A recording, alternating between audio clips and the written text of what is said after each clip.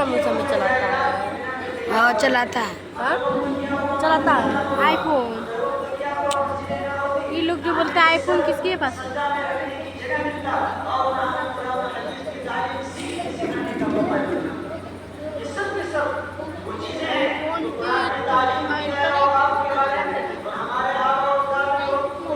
नमाज कौन बोले जा पड़ा भैया?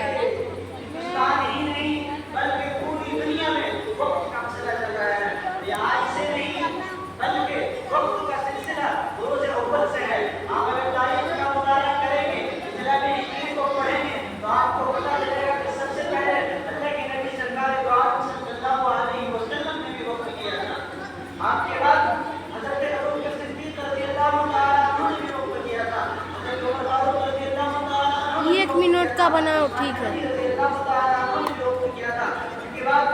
हो तो गया यार, बोल करो। बोला पूरा बनाने। ये कितना जमीन दे रहा है केकड़ुआ ने?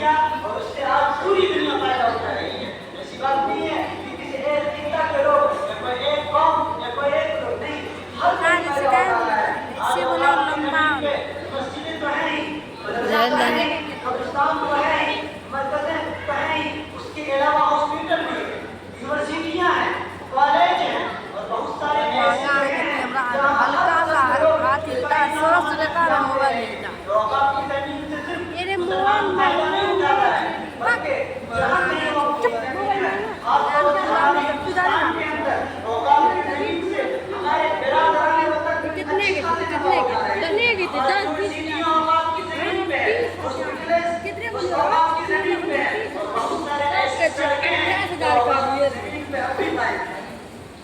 लेकिन अफसोस की बात इसके बावजूद जबकि हमने वफाक की जमीन को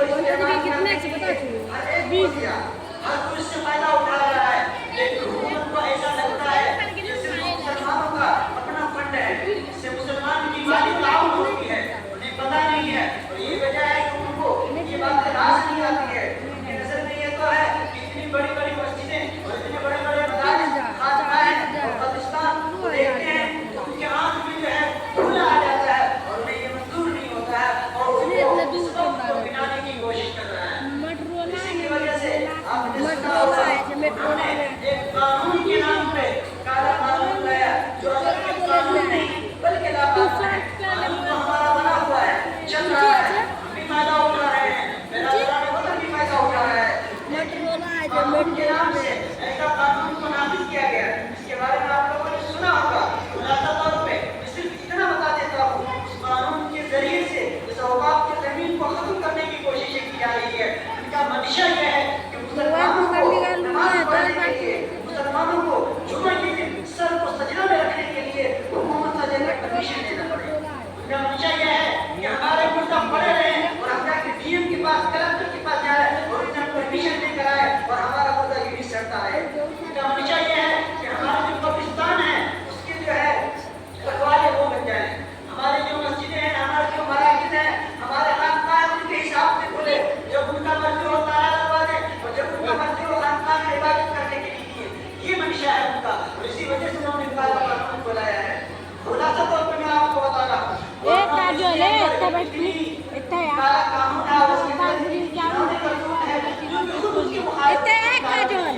अफसोस होता है जब काला कानून को पढ़ेंगे तो आपको ऐसा लगेगा ही नहीं कि इसका बनाने वाला कोई असल इंसान होगा। एक जगह उसी कानून में उसने लिखा है, उसने बनाया है, जो लाया गया है, उसने कहा है कि इसके जो जिम्मेदार होंगे, जो मुतवल्ली होंगे, इसके जो रखवाले होंगे, वो हर कोई हो सकता है, अब वो हिंदू हो, मुस्लिम हो, सिख हो, ईसाई हो, क्रिश्चियन हो, हर कोई हो सकता है।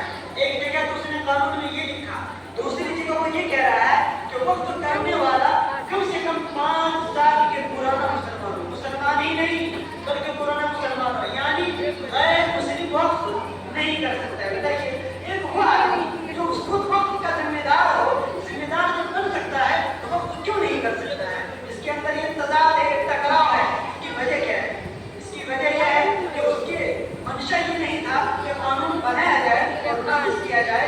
अगर ये मंशा होता कि ऐसा कानून लाया जाए जो हम सब के लिए नफा बख्श हो, तो ये फिक्र करके वो जो है कानून बनाता। लेकिन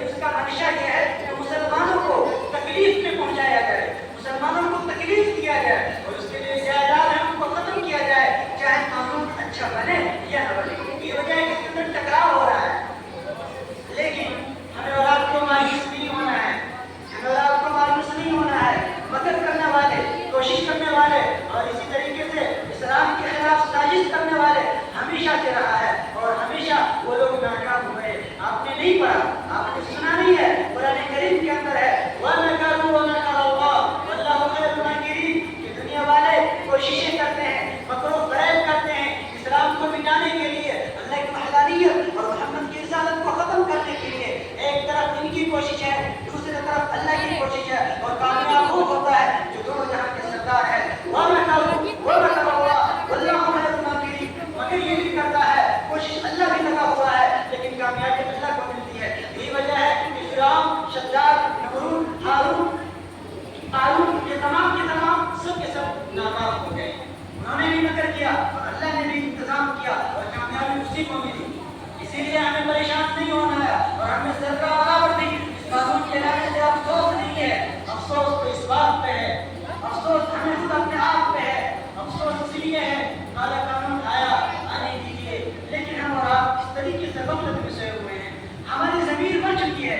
इस बात का अफसोस है ऐसे वक्त में जबकि होना ही चाहिए था, मुसलमान को खड़ा होना चाहिए था और सबके सब मुत्तहिद होकर ऐसा दीवार कायम करना चाहिए था, शीशा पिघला देना चाहिए था कि अगर कोई कितना उठे और सर को उभारे उस दीवार में लगे चकनाचूर हो जाए। मुसलमानों के अंदर ये एकता ही होनी चाहिए था, मुसलमानों के अंदर अपने कायदों के बातों पर अमल करने का ऐसा जज्बा होना चाहिए था कि अगर कभी कहीं से ये आवाज लगा जाए मुसलमानों आ जाओ, हुकूमत को बता दो कि ये जो कानून है हमारे खिलाफ है, हमारे कुरान के खिलाफ है और हमारे इस्लाम के खिलाफ है। और कुरान ने कहा है ला तब्दील लिकलिमातिल्लाह, कि अल्लाह ने जो कुरान करीम के अंदर जो तालीम दे रखा है और अल्लाह ने जो हमें इस्लाम की शरीयत के अंदर जो बयान फरमा दिया है उसके अंदर तब्दीली नहीं कर सकते हैं, ये बताना पड़ेगा। लेकिन अफसोस होता है जब ये आवाज लगाई जाती है, जब ये आवाज लगाई जाती है गैर से ज्यादा अपने की तरफ से आवाज उठती है और ये कहते हैं कि अरे हम और आप खड़े होकर क्या करेंगे, हम और आप खड़े होकर क्या करेंगे, हुकूमत को जो करना है करेगा, हमारे स्ट्राइक करने से क्या मिल जाएगा, हमारे प्रोटेस्ट करने से क्या मिल जाएगा। अफसोस याद रखिए मुसलमानों, अल्लाह तबारक व तआला कल क़यामत के दिन आपसे ये नहीं पूछेगा कि बताओ कुरैशी वालों तुमने कितने जंग किया, ये नहीं पूछेगा कि बताओ पाकिस्तान वालों, अररिया वालों, हिंदुस्तान वालों, बिहार वालों, ये बताओ कि तुमने कितना जंग किया और कितना जीता, ये हरगिज़ नहीं पूछेगा। अल्लाह तबारक व तआला ये पूछेगा, अल्लाह तबारक व तआला ये पूछेगा कुरैशी के मुसलमानों बताओ अमीर शरीयत पटना से आवाज दिया, इमारत शरिया ने आवाज दिया, मुस्लिम पर्सनल लाहौर ने आवाज दिया और तुम्हें कहा गया खड़े हो जाओ, खड़े हो जाओ, शहीद को जहाँ मिटाया जा रहा है उसके खिलाफ आवाज बंद करो, तुमने वहां गया या नहीं गया। अल्लाह ये पूछेगा कि बताओ शहीद को मिटाने वालों की तरफ था या कि शहीद के बचाने वालों में तू खड़ा था। अल्लाह ये पूछेगा कुरैशी वाली बताओ जब शहीद के ऊपर आंच आ रही थी, औकात को खत्म किया जा रहा था, मस्जिदों पे बुलडोजर चलवाया जा रहा था, कब्रिस्तान में दफन किए जाने से मना किया जा रहा था, मदारिसों को मुनहरिम किया जा रहा था, कुरान के तालीम से रोका जा रहा था और एक जमात थी जो खड़ी थी उसके मुकाबले लड़ रही थी, बता तू कहाँ खड़ा था, तू तमाशा बन के देखता रहा था या एक तू भी उसके साथ खड़ा था जो उसको रोकने की कोशिश कर रहा था या तुम उसकी तारीफ में खड़ा था जो उसको मिटाने की कोशिश कर रहा था।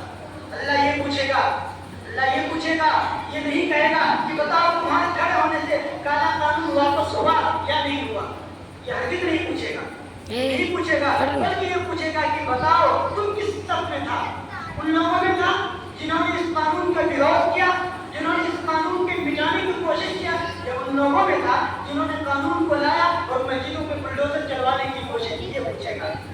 आपने नहीं सुना जबकि हज़रत इब्राहीम अलैहिस्सलाम के लिए आग को जलाया गया, आग के बारे में आपने सुना होगा, इतनी तपिश कि वो जमीन की आग आसमान में उड़ने वाली चिड़ियों को जला के खाकिस्तान कर दिया करता था। ऐसे आग और बुझाने के लिए एक चिड़िया पूरा चोंच में पानी लिया उस आग में डालने लगा। कहने वालों ने उस वक्त भी कहा था जैसे कि आज के मुसलमान कह रहे हैं कि हमारा प्रोटेस्ट इससे क्या हो जाएगा, हमारा इजलास से क्या हो जाएगा, ऐसे लोग उस वक्त भी थे और उन लोगों ने भी कहा था अरे एक चिड़िया छोटा सा एक कतरा दूध तुम्हारे इस पानी से क्या हो जाएगा, तुम्हारे इस पानी से क्या हो जाएगा। चिड़िया ने जो जवाब दिया वो हर मुसलमान को अपने दिल में नक्शे करने के काबिल है। उसने कहा कि यकीनन मुझे भी मालूम है इस आग के जरिए जो जलाई गई है, इस आग को हमारे चोंच के पानी से बुझाया तो नहीं जा सकता है, लेकिन कल क़यामत के दिन बारी ताला सवाल करेगा बता मेरे खलील को जलाने वाले कौन लोग थे और उसके बुझाने की किन लोगों ने कोशिश किया था। तो मैं उस समय खड़ा हूँगा और मैं बारी ताला को कहूँगा, ए बारी ताला, मैंने अपनी इस्तिताअत के मुताबिक तेरे खलील को बचाने के लिए अपनी चोटी के पानी को उठा के लाया और वहाँ पे डालने की कोशिश किया। मुसलमानों, इससे सीख मिलता है हमारा आपको। इसलिए हम इस गलतफहमी में ना रहें कि हमारे प्रोटेस्ट करने से क्या हो जाएगा, हुकूमत को जो करना होगा करेगा, कुछ नहीं हो, इतना तो फायदा जरूर होगा। जब नया बारी ताला के सामने मैं खड़ा हो जाऊंगा और कहूंगा, बारी ताला, तूने जो मुझे ताकत दिया था उसका इस्तेमाल किया, अपना 200-300-500 रुपया खर्च किया और पटना तक किया और वहां पे खड़ा होकर हुकूमत को आवाज दिया, सुनो, जुल्म से तो तुम्हारी हुकूमत चल नहीं सकती है, तुम्हें जो करना है करो, तुम्हें मुबारक हुक्मरानी, मुखालिफत भी हम करेंगे, तुम्हें मुबारक हुक्मरानी, मुखालफत भी हम करेंगे, अगर शरीयत पे हाथ डाला तो तुम रहोगे ना रहेंगे। ये बताने के लिए बुढ़े वाले को तैयार होना चाहिए और 200-500-300 रुपया खर्च करके पटना जाना चाहिए और हुकूमत को ये बताना चाहिए कि देखो, इस लड़ाई में सिर्फ अमीर शरीयत अहमद वली फैसल रहमानी नहीं है, या कोई मदरसा में पढ़ाने वाला एक मौलवी नहीं है, या चंद मौलाना की जमात नहीं है, बल्कि इस कानून के खिलाफ हम तमाम के तमाम लोग पटना ही नहीं बल्कि बुढ़ेली, अररिया, पूरे बिहार ही नहीं बल्कि दीगर स्टेट से भी लोग आ रहे हैं। इसलिए आपको जाना चाहिए और आपके बहन में अगर ये सवाल होता हो कि हमें क्या मिलेगा, औकात की जमीन से हमें क्या मिलेगा, अगर आपको ये लगता हो कि मस्जिद अगर रहेगी तो मुतवल्ली को फायदा होगा, कब्रिस्तान रहेगा उसके जो रखवाला उसको फायदा होगा, मैं आपको बता दूं, अगर ये औकात की जमीन बचेगी और ये वक्त बाकी रहेगा तो आपको पैदाइश से लेकर मरने के बाद तक काम आएगी। आप नहीं जानते, आपके घर में जब कोई पैदा होता है वो अज़ान देने वाला जो होता है वो कौन होता है, वो कहाँ से अज़ान सीख के आता है, किसी वक्त की जमीन से, किसी कोई अपना घर में किसी को अज़ान नहीं सिखलवाता है, इल्ला माशाअल्लाह कोई होगा, लेकिन आपको पैदाइश के वक्त सबसे पहला कलिमा जो आपके कान में अज़ान दी जाती है उसका तैयार करने वाला यही वक्त की जमीन है। आपके मरने के बाद नमाज जनाजा जो पढ़ाता है, आप अगर अपने जमीन में दफन कर लेते हैं, आपकी जमीन है, आप मालदार ठीक कर सकते हैं, लेकिन जनाजा पढ़ाने के लिए जो तैयार हुआ वो कहाँ तैयार हुआ, इसे औकात की जमीन से पढ़ के खड़ा हुआ और वो तैयार हुआ। इसलिए मुसलमानों, अपने जान को साफ करो और ये ना सोचो इससे हमें क्या मिलेगा, इससे हमारी वजूद को खतरा है। खुदा न खास्ता कानून तो पास कर ही दिया, अगर वो पूरे तौर पे लागू हो गया पता है क्या होगा, वही होगा जो दीगर ममालिक में हमें सुनने को मिल रहा है, फिलिस्तीन में जो हो रहा है, उससे भी हमें सीखना चाहिए और अपने हक की लड़ाई हमेशा लड़ना चाहिए। अगर हम हार भी जाएंगे खुदा न खास्ता फिर भी जीत हमारी होगी। मुहर्रम का महीना है, आपने सुना होगा आज से 100 साल पहले हजरत हुसैन को शहीद कर दिया गया, लेकिन जीत किसकी कहते हैं, हजरत हुसैन की जीत को कहते हैं। तारीख ने लिखा है क्या, कबीला हुसैन असल में मरगे यजीद है, क्या कहा, मुर्दा यजीद है, हुसैन हुआ कत्ल का मुर्दा यजीद है। क्यों कहा, इसलिए कि हक की लड़ाई लड़ा। आप अब करीब आ जाइए, फिलिस्तीन को उठाइए और लोगों से पूछिए, हर पूरी दुनिया में आप किसी से भी पूछिए कि फिलिस्तीन और इजराइल की जो लड़ाई है इसमें जीत किसकी हो रही है। लाशें गिर रही है फिलिस्तीन वालों की, गाजा में लाशें गिर रही है, घर के घर उड़ा दिए जा रहे हैं, लेकिन अगर आप दुनिया से पूछेंगे कि बताओ जीत किसकी है, हर कोई कहेगा कि फिलिस्तीन गाजा हमारा वाला जीता हुआ है। आप लोगों ने सुना है तो जाके सर्च करके सुन लीजिएगा, जीत किसकी है। इसी तरीके से मुसलमानों, हमें खड़ा होना है, हमें आवाज को बुलंद करना है, अपनी ताकत को बुलंद करना है, हक की लड़ाई लड़ना है। आज तो अल्लाह तबारक व तआला फैसला करेगा, अगर बज़ाहिर तौर पे हमारे हक में फैसला नहीं भी होगा, अगर हम हक के खिलाफ हक के लिए लड़ेंगे तो इंशाअल्लाह जीत हमारी होगी। इसलिए मैं आप लोगों से दरख्वास्त करता हूँ कि अभी तक कुछ लोगों ने तो नाम लिखाया है और बहुत सारे लोग ऐसे हैं जो अपने इरादा भी नहीं किया है। इसलिए कम से कम हमारे इस मंदिर से जो लोग जुड़े हुए हैं, पूरे गांव से नहीं, कम से कम इस मंदिर से जुड़े हुए हैं, एक बार तो यहाँ से जानी चाहिए, जाएगी इंशाअल्लाह। और आपको खड़ा होना चाहिए, हिम्मत करना चाहिए। अफसोस होता है कि हमारे गांव के जो कोई बात होती है तो गांव में बोलने वाले खड़े हो जाते हैं, ऐसे वक्त में हमारे जो बड़े लोग होते हैं वो पीछे हट जाते हैं। इसमें बढ़ चढ़ के सबसे पहले हमारे गांव के जो प्रमुख आदमी हैं उनको खड़ा होना चाहिए। मुखिया है, समिति है, सरपंच है, इसी तरीके से वार्ड मेंबर है या गांव के जो मास्टर है या ऐसे लोग हैं जिनका असर और रसूख है, उनको खड़ा होना चाहिए और अपने तौर पर 10-10 आदमी को तैयार करके एक बस को यहाँ से ले जाने की कोशिश करनी चाहिए। वक्त काफी हो चुका है, बस आखिर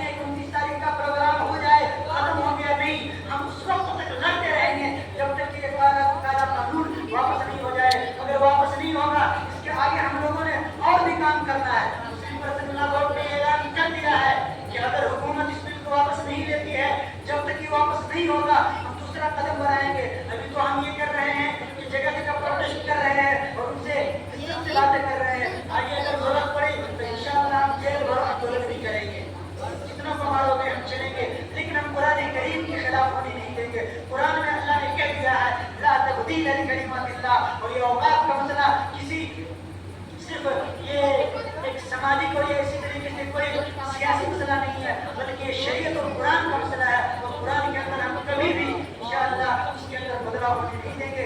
दुआ करें कि अल्लाह तबारक व तआला आप सबको हिम्मत और तौफीक अता फरमाए। नमाज के बाद आमीन। करता हूँ कम से कम 50 आदमी इस मस्जिद से जुड़ने वाले नाम लिखाएंगे। इस मोहल्ले में तो 3-4 मस्जिद होंगे, तो इस मोहल्ले से कम 2-3 बस जो है जानी चाहिए। हम लोग इतना इधर उधर खर्चा कर देते हैं, 500-300 रुपया खर्चा करेंगे तो क्या ही हो जाएगा। इसलिए नमाज के बाद आप हुजूर साहब हैं, उनके पास आप नाम लिखाएं, शरतों में जमा करें और हम सब मिलके जो है कोशिश करें और बस को तैयार करें और इंशाअल्लाह यहाँ से जब हम जाएं तो इज्जत और वक़ार के साथ जाएं। हुजूर साहब को बता दिया जाएगा, वहाँ से कुछ नोटिस भी आए हैं किस तरीके से हमें जाना है, कौन कौन सी झंडे लगाना है, वो सारी चीज़ें इंशाअल्लाह बातें आ जाएगी। वक्त हो चुका है, इसलिए मैं अपनी बात को चंद बातों पर तकरीर को खत्म करता हूँ।